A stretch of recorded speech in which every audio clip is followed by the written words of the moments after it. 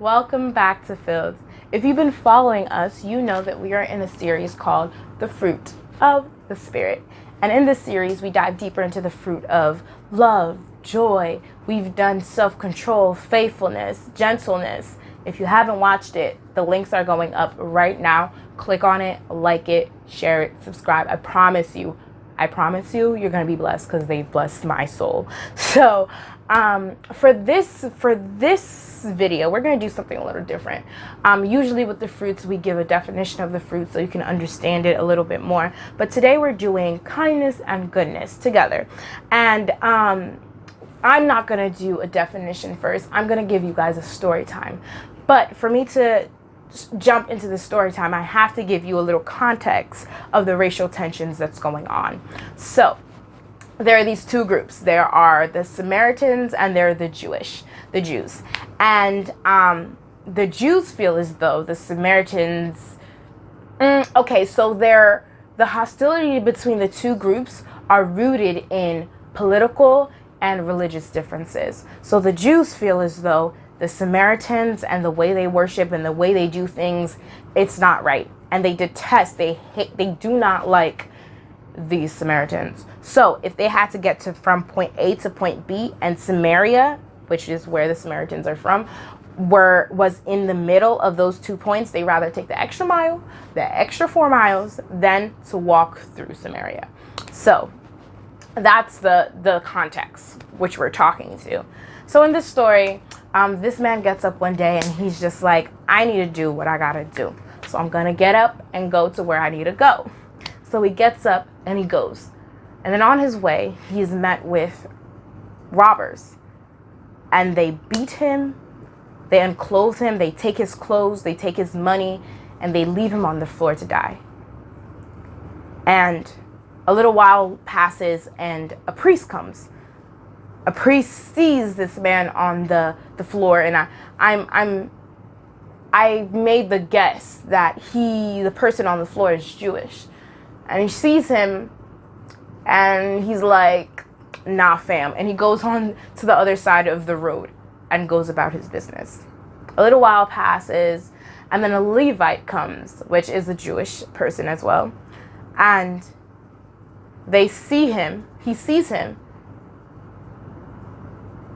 And he's like, not my problem. And does the same thing as a priest and goes on to the other side of the road. So a little while passes again, and the Samaritan comes. And the race of this, the identity of this person is important, the Samaritan. He sees this person who supposedly, I've guessed, is Jewish. And instead of going on the other side of the roads like the people who came before him did, he goes to him and he tends to his wounds and he cleans his wounds and he takes him up and puts him on his donkey or his Chevrolet. Is that like a fancy car? Like he puts him on his donkey and he goes to the nearest inn and he tells the innkeeper, here's 2 denarii. In today's amount, maybe that's like $200.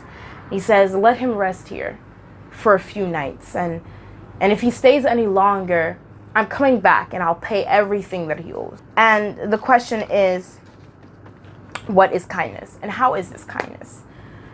Kindness goes beyond racial indifference. It goes beyond prejudice. It goes beyond race, hatred, discrimination. It goes beyond all of this. And when it sees someone in help or in need, and when it sees someone in need, it says, I need to help that person. I have to do what is right, what is good, what is kind. And this reminds me of Psalms 141.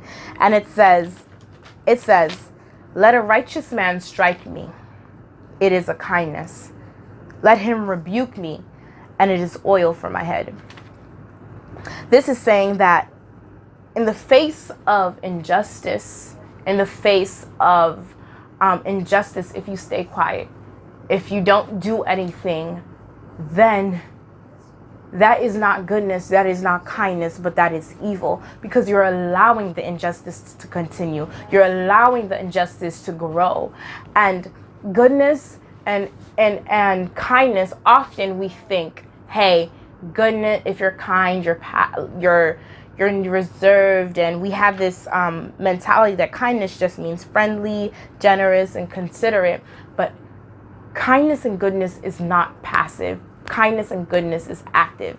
It's knowing what's good and what is bad and acting on it. It's acting on what's good. It's doing what's right, doing what's good, doing what's helpful. It goes beyond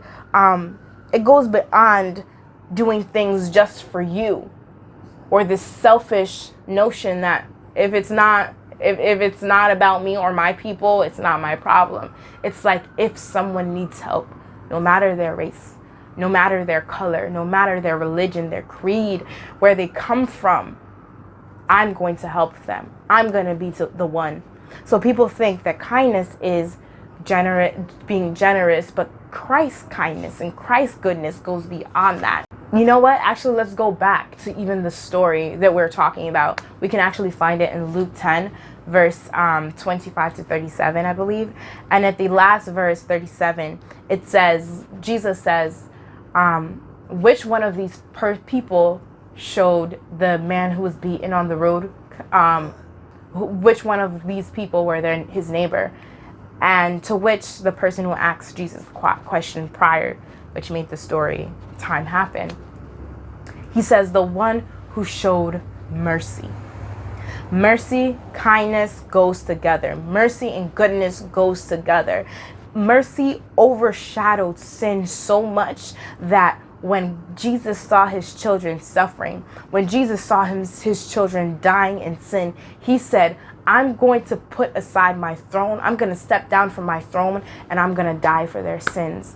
Some people think that kindness and goodness is not powerful, but no, it is so powerful. It goes beyond the people who you like and the people who you like talking to or you're friendly with, and it goes to the people who don't even like you, to the people who don't even pay you any mind. And it says, hey, I'm here for you. If you need something, I am here. Because that is the example that Christ set for us. So in a world where they say, in order for you to earn honor and accolades, you have to be ruthless. If you want that position, if you want that job, if you want that music label, if you want that anything, you have to be ruthless. We say, what is it for me to gain the whole world and lose my soul? I will be kind, because my treasure is not rooted, it's not found on earth, it's found in heaven. My honor is found in heaven. So I hope you learned more about kindness and goodness and how you can show it to your brothers and your sisters that look kind of different from you, that don't share the same views as you. But if you are kind, you are able to bring so many people to Christ by just your actions alone. So I hope you enjoyed the video. Be sure to like, comment, and subscribe, and share it if you think that this can bless someone else. And that's it for today. Stay filled, overflowers.